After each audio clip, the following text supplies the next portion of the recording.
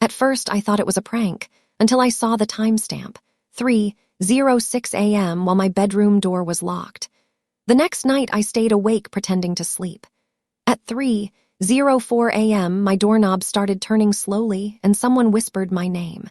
My dear listeners, before we step into this story, let me ask you something simple. If real-life stories and the fight for truth matter to you, please subscribe, like the video, and tell me in the comments. From which city are you listening?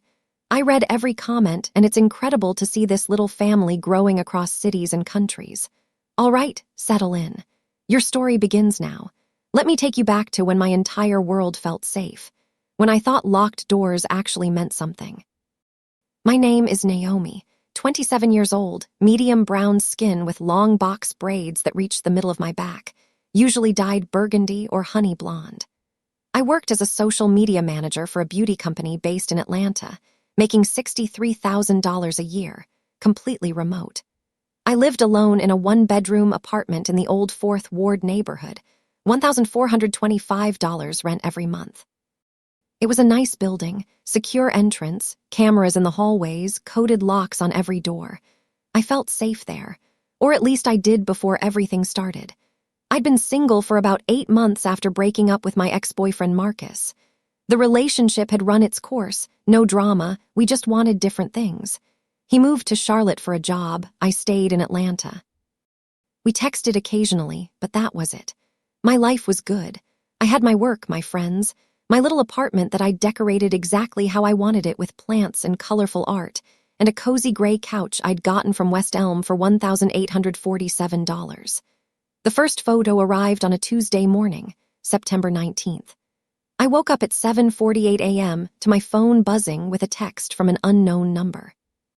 Georgia area code 404, but not a number I recognized. I opened the message and my stomach dropped. It was a photo of me sleeping, in my bed, in my burgundy silk pajamas, my braids spread across my white pillowcase. The photo was taken from the foot of my bed, looking down at me. The timestamp in the corner read, 3:06 a.m. I sat up in bed, heart pounding, looking around my room like someone might still be there. My bedroom door was closed, locked from the inside like always. My windows were closed and locked. The apartment was silent except for the hum of my air conditioning. Who took this? How did they get in? I looked at the photo again, zoomed in. It was definitely my room. I could see my nightstand with my phone charger, my lamp, the framed photo of me and my best friend Kennedy. It was definitely me in the bed. But how?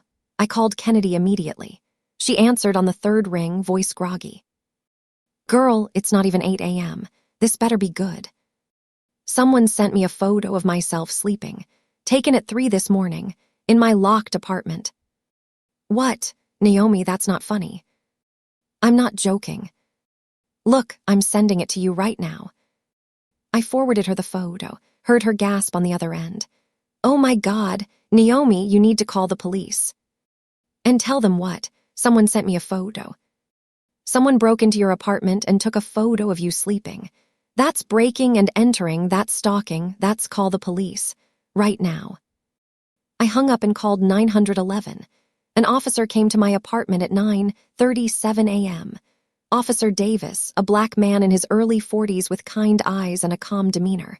I showed him the photo, showed him the text from the unknown number. Have you noticed any signs of forced entry? He asked, walking through my apartment, checking windows and doors. No, everything was locked this morning when I woke up. Do you live alone? Yes. Any ex-boyfriends, ex-partners who might have a key? My ex moved to Charlotte 8 months ago. We ended on good terms. This isn't his style. Does anyone else have a key to your apartment? Friend, family member? Just my landlord, and Kennedy, my best friend. He checked my locks, my windows, everything. I don't see any signs of forced entry. It's possible someone has a key or knows your access codes. I'd recommend changing your locks immediately and changing the building entrance code if you can. But who would have my key? Could be a previous tenant who kept a copy. Could be someone who works for the building. I'm going to file a report, and I recommend you document everything. Save that photo, save any other messages you get.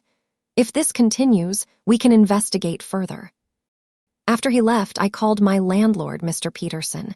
He agreed to change my locks that afternoon, $175 for new deadbolts and keys. The maintenance guy came at 2:30 p.m., installed new locks, gave me 3 keys. "You're the only one with these," he said. "Nobody else has copies."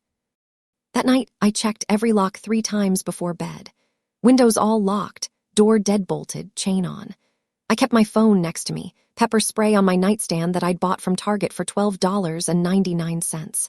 Lay there staring at the ceiling until after midnight, listening for any sound, any movement. I finally fell asleep around 1:47 a.m. When I woke up at 7:52 a.m. Wednesday, I had another text from the same unknown number. Sent at 3:06 a.m. exactly like the first one. Another photo of me sleeping. Same angle, foot of the bed looking down. But this photo was from last night. I could tell because I was wearing my yellow pajama set, different from the burgundy ones in the first photo. My hands started shaking. The locks had been changed. I'd checked everything. How did someone get in again? I called Officer Davis. He came back at 10:15 a.m., looked at the new photo.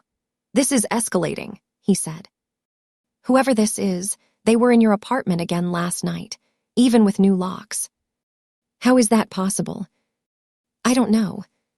But I'm recommending you install cameras. Document everything they're doing. And consider staying somewhere else until we figure this out." I called Kennedy. "Can I stay with you for a few days?" "Of course. Pack a bag, come over right now." I packed clothes, toiletries, my laptop for work, threw everything in my black Nike duffel bag. Left my apartment at 11:43 a.m., drove to Kennedy's place in Decatur, 23 minutes away. She lived in a townhouse with her fiancé, Derek, had a guest room upstairs.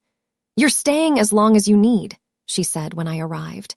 "Nobody's breaking in here to photograph you." But that night, Thursday, September 21st at 3:06 a.m., I got another photo, me sleeping, in Kennedy's guest room, in the bed I'd only been in for one night. I woke up to my phone buzzing, saw the photo, screamed so loud I woke up Kennedy and Derek. They came running into the guest room, Kennedy in her robe, Derek with a baseball bat. "What's wrong?" Kennedy asked. I showed her the photo, my hands shaking so hard I almost dropped my phone. "They found me. They were here, in your house." Derek immediately checked every door and window. Everything was locked, no signs of entry. But someone had been in that guest room, standing at the foot of the bed, photographing me while I slept. "We're calling the police," Derek said. "This is beyond creepy. This is criminal." The police came at 3:47 a.m. Officer Davis and another officer, Officer Martinez. They searched Kennedy's entire townhouse, checked all entry points, found nothing. "Whoever this is, they're either extremely good at breaking and entering without leaving traces, or they have access to spaces you're occupying," Officer Davis said. "I'm escalating this to our detective unit. This is stalking, this is harassment, possibly burglary." "How are they finding me?" I asked. I didn't tell anyone where I was staying except Kennedy and Derek. "Do you have location sharing on with anyone? Any apps that might track your location?" I checked my phone. I had location sharing on with my iPhone, with Kennedy, with my mom, with my sister. Had Find My Friends, had Google Maps tracking my location history. "Someone could be tracking your phone," Officer Martinez said. "Or they've put a GPS tracker on your car. We should check." They checked my car, a silver Honda Accord parked in Kennedy's driveway. Found nothing. No GPS tracker, no device attached anywhere. "I don't understand how they're doing this," I said, starting to cry. "How do they know where I am? How are they getting in?" "We're going to find out," Officer Davis promised. "But in the meantime, I need you to be extremely careful. This person is escalating. They're not just watching you, they're making sure you know they're watching you." Over the next week, I stayed in a hotel. Didn't tell anyone which one except Detective Sarah Williams, who'd been assigned my case. Paid $127 a night at a Hampton Inn in Buckhead. Changed hotels every 2 nights. Turned off location services on my phone. Stopped posting on social media. Basically went into hiding. But every single night at 3:06 a.m., I got a photo of me sleeping. Different hotels, different rooms, different pajamas, but always the same angle, same timestamp. Detective Williams met with me on September 27th at a coffee shop in Midtown, octane coffee, $9.50 for both our drinks. She was a white woman in her late 30s with short brown hair, sharp green eyes, dressed in business casual. "I've been looking into this," she said, pulling out a file. "The number sending you these photos is from a burner phone, can't be traced. But I analyzed the photos themselves. They're all taken with the same device based on the metadata, an iPhone 13 Pro." "Can you trace the phone?" "Not without more information. But here's what concerns me. These photos are taken at the exact same time every night. 3:06 a.m. That's specific. That's planned." "What does that mean?" "It means whoever is doing this is methodical. They're not just randomly finding you and taking photos. They're planning when to do it, how to do it. They know your patterns, your locations. They're tracking you somehow." "My phone." "Possibly. I recommend getting a new phone, new number. Don't give it to anyone. See if the photos stop." I bought a new iPhone that afternoon, $879 from the Apple Store. Got a completely new number. Only gave it to Detective Williams, my mom, and Kennedy. Kept my old phone active but left it at Kennedy's house. That night, September 27th, I waited. Stayed at a different hotel, a Hyatt in Marietta, didn't tell anyone where I was. Kept my new phone on silent next to me.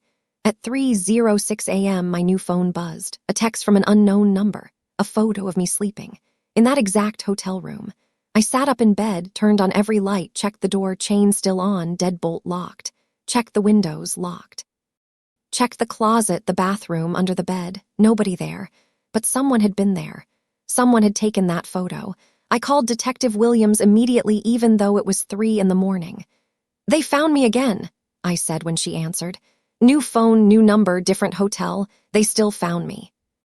"That's not possible unless," she paused.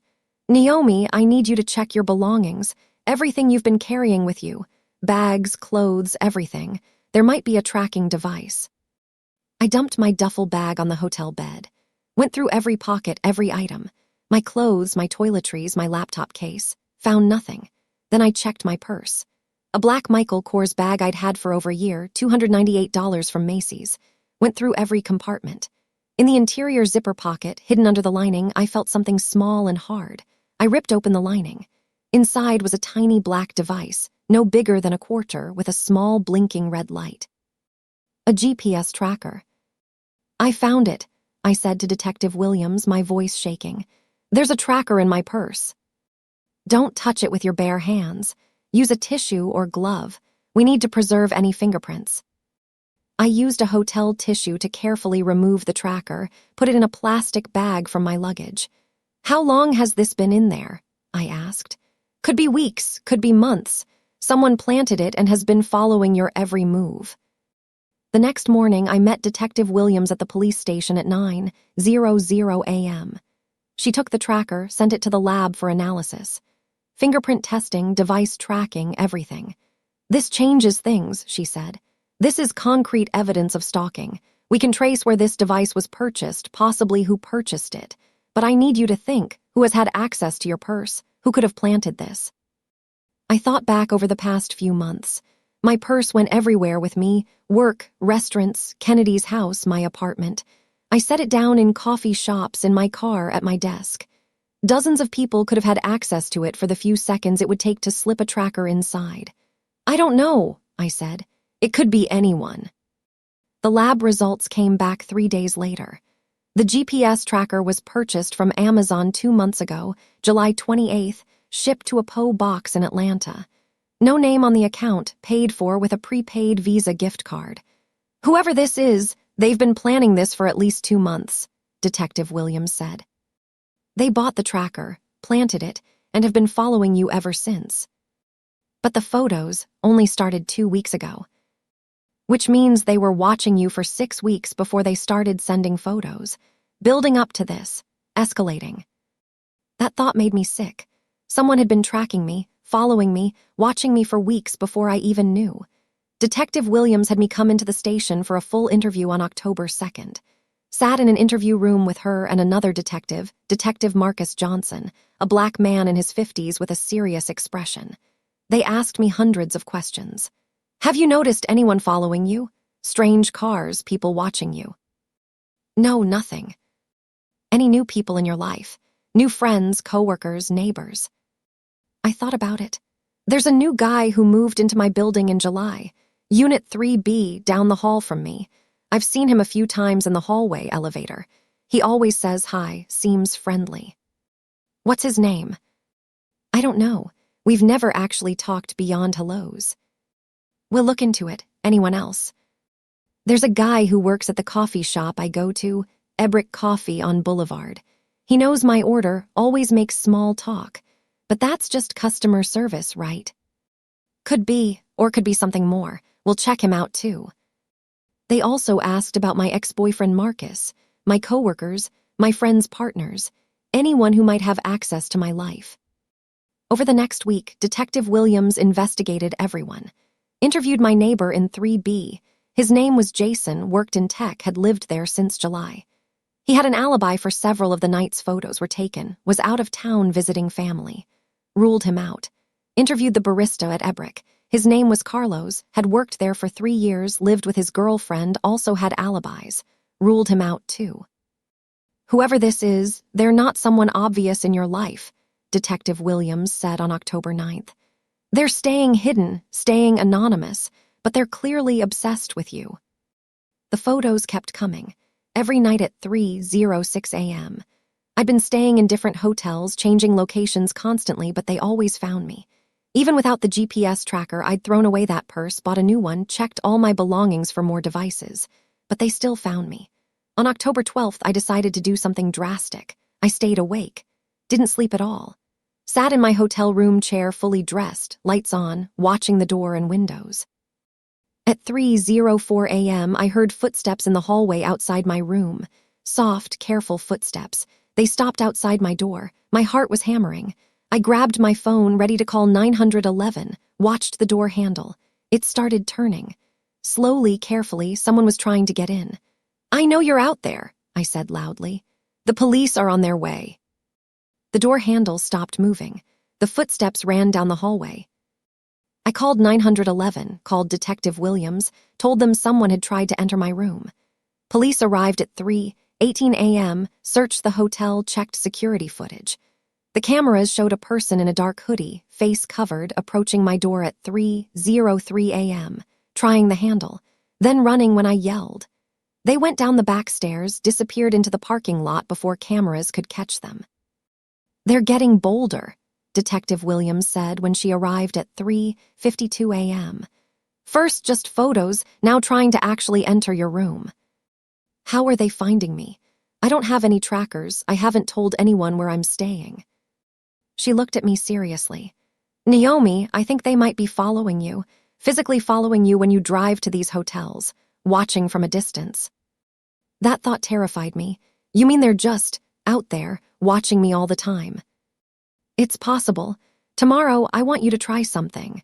During the day, pay attention to cars around you. See if you notice the same vehicle multiple times. Write down license plates if anything seems suspicious. The next day, October 13th, I drove around Atlanta deliberately, making random turns, stopping at different places. Watched my rearview mirror constantly, and I saw it. A black Ford Explorer. Stayed 3 cars behind me the entire time. When I turned, it turned. When I stopped at a gas station, it parked across the street. I wrote down the license plate, GXK 4728. Called Detective Williams immediately. There's a car following me. Black Explorer, license plate GXK 4728. Where are you right now? Parking lot at Lenox Mall. Stay there. I'm sending units now. 3 police cars arrived within 8 minutes. They found the Black Explorer parked on the opposite side of the lot, approached it carefully. Inside was a man, early 30s, white, wearing dark clothes and sunglasses even though it was overcast. On the passenger seat were photos.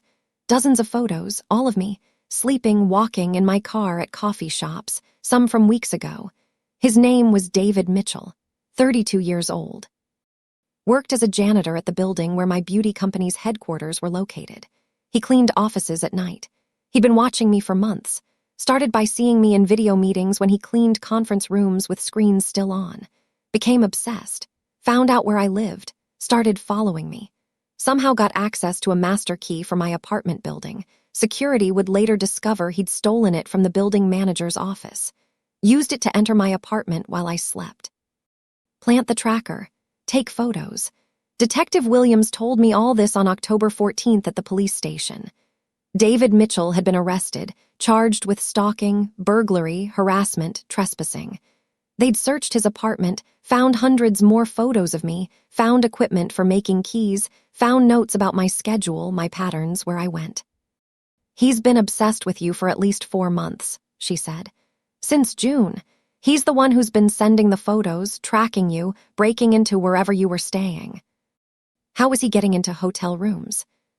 He worked as a hotel maintenance worker before becoming a janitor. Still had lockpicking tools, knew how to bypass basic hotel locks. He'd follow you to whatever hotel you checked into, wait until early morning, then break in to take photos. I felt sick. This stranger had been invading my life, my privacy, my safety for months. What happens now? He's being held without bail.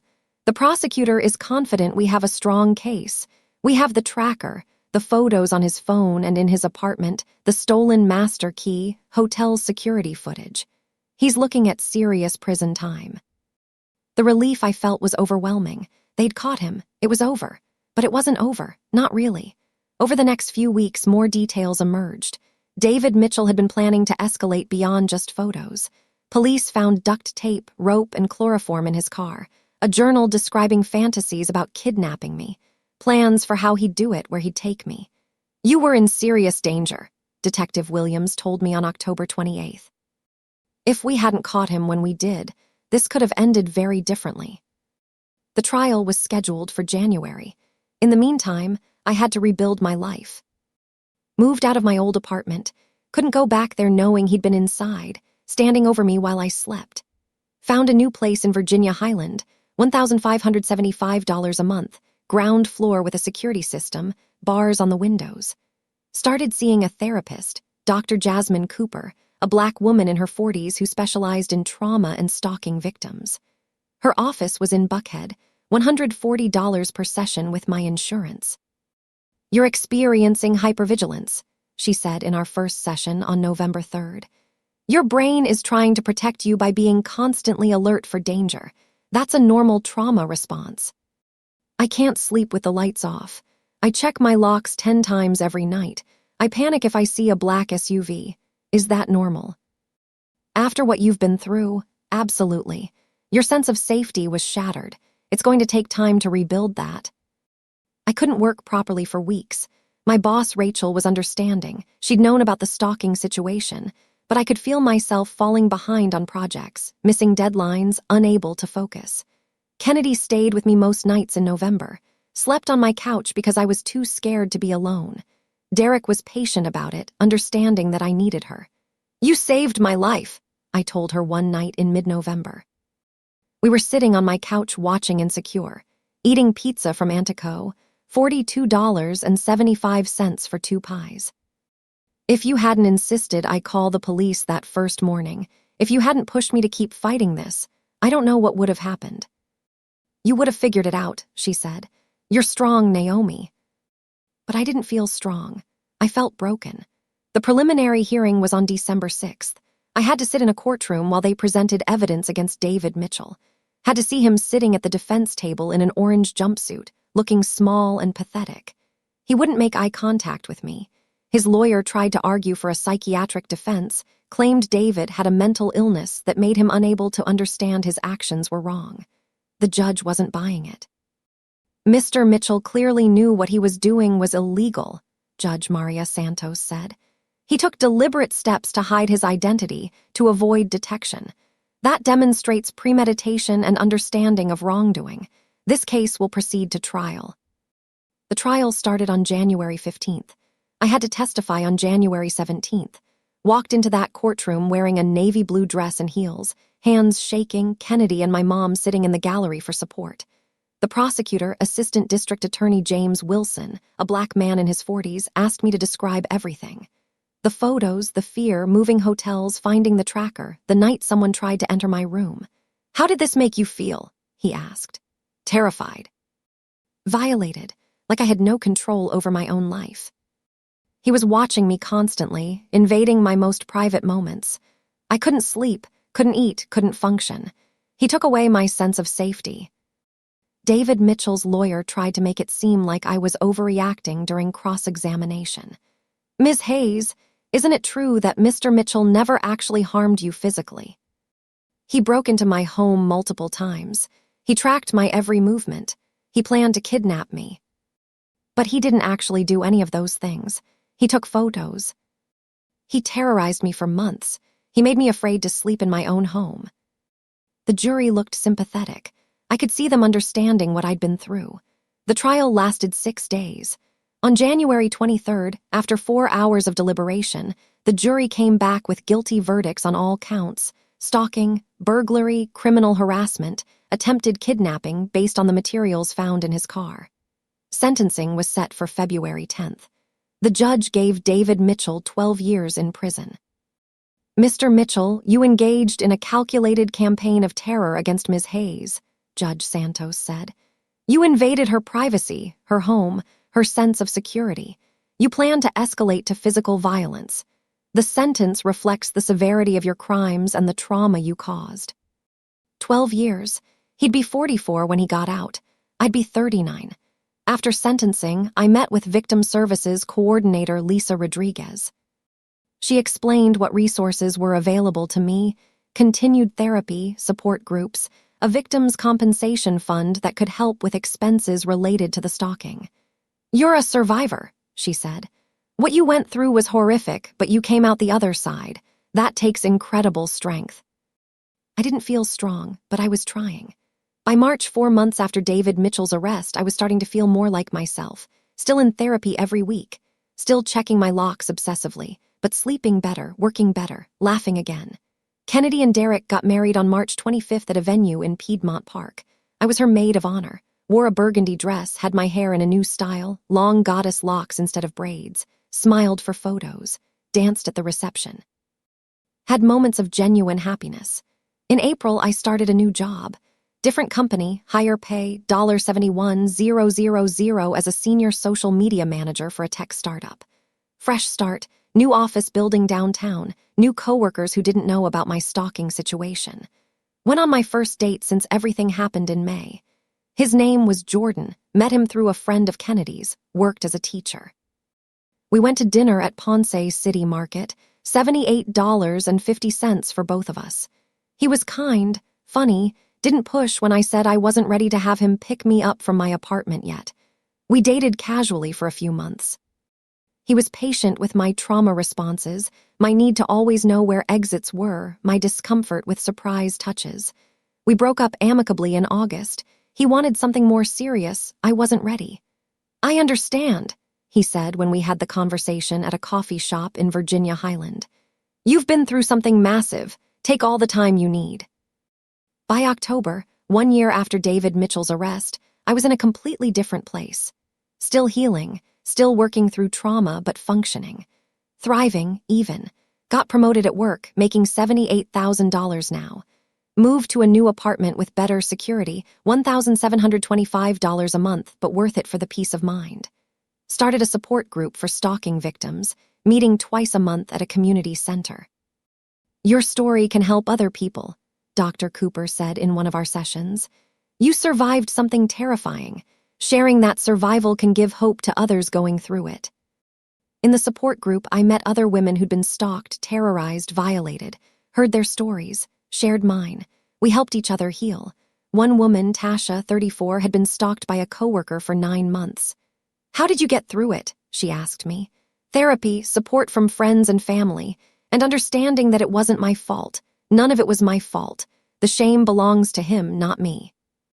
Today, 18 months after finding that tracker in my purse, I'm still working on healing. Still see Dr. Cooper monthly.